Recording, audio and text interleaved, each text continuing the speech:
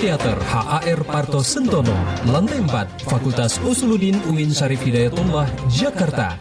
Kita ikuti Dialog Beranda Nusantara bersama pemandu acara Fahmi Andrian.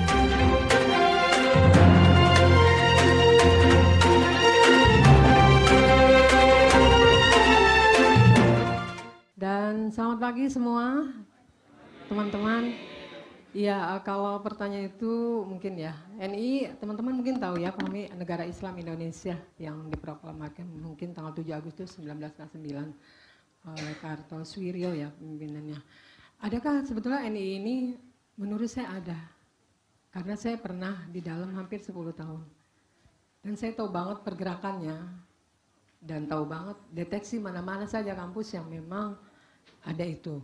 Nah maksud saya karena para pemuda ini 18-25 tahun ini usia-usia yang sedang tadi mencari jati diri, yang sedang lagi mencari mana hidup, yang sedang idealisnya, ya mereka tuh produktif sekali kan. Usia-usia anak muda ini, usia-usia mahasiswa ini benar-benar usia yang sangat produktif ya.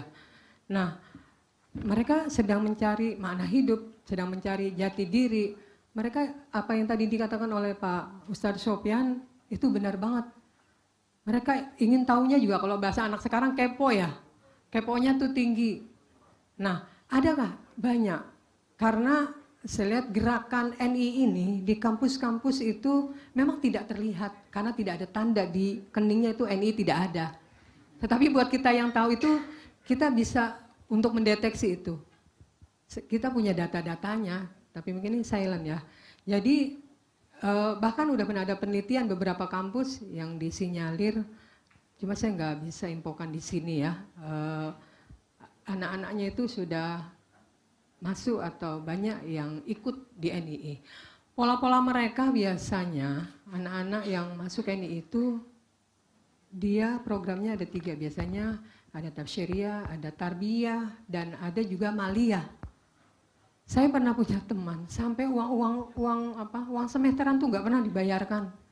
Karena ikut apa? Ikut NII untuk membayar apa tadi? Maliyah, program maliyah, program keuangan mereka. Di dalam itu kalau sudah masuk banyak sekali program-program yang harus mereka ikuti.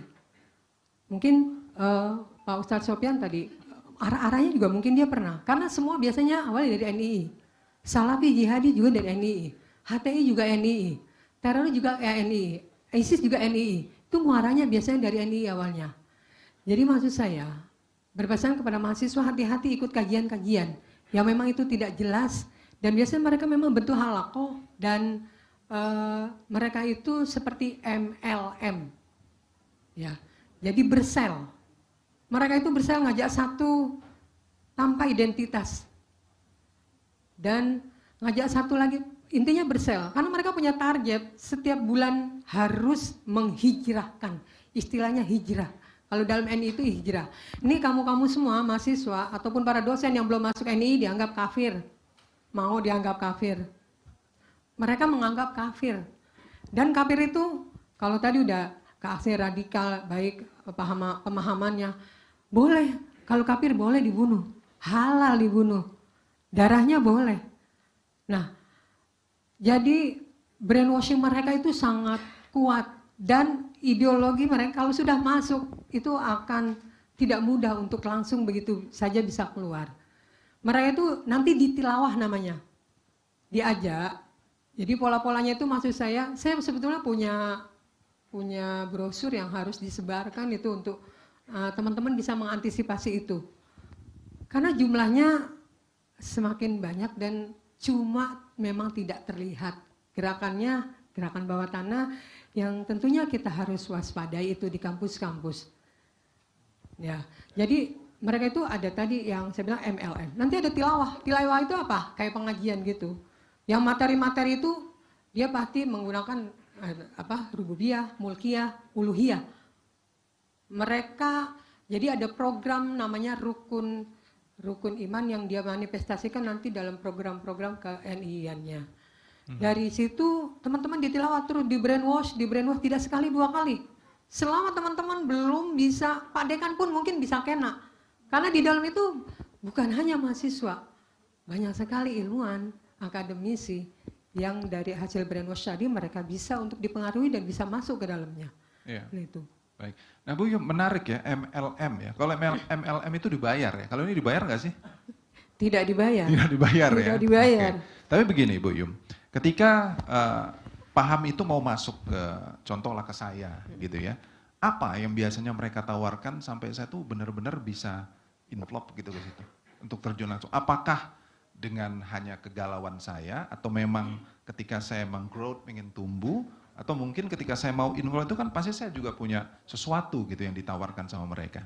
Iya, mereka biasanya akan melihat kondisi kekinian, kondisi negara Indonesia, kondisi kepemimpinan, kondisi hukum, ataupun kondisi kita sendiri.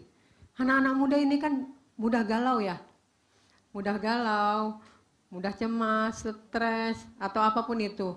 Biasanya diajak-ajak diskusi untuk tema-tema seperti itu.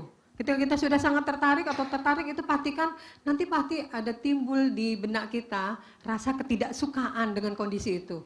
Entah kondisi politik, kondisi negara, pemimpin. Misal hukum di Indonesia itu tumpul kalau ke bawah, misal. Jadi kondisi-kondisi itu terus akan menjadikan bahan diskusi. Mahasiswa yang kritis tentunya atau yang senang ikut kajian pasti senang diajak diskusi-diskusi itu. Memang tidak 1 seri, 2 seri, terus Pak.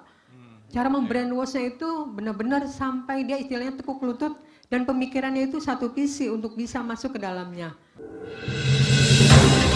Demikian telah kita ikuti Dialog Beranda Nusantara, kerjasama Lembaga Penyiaran Publik Radio Republik Indonesia, Densus 88 Anti Teror Polri, dan Universitas Islam Negeri UIN Syarif Hidayatullah, Jakarta.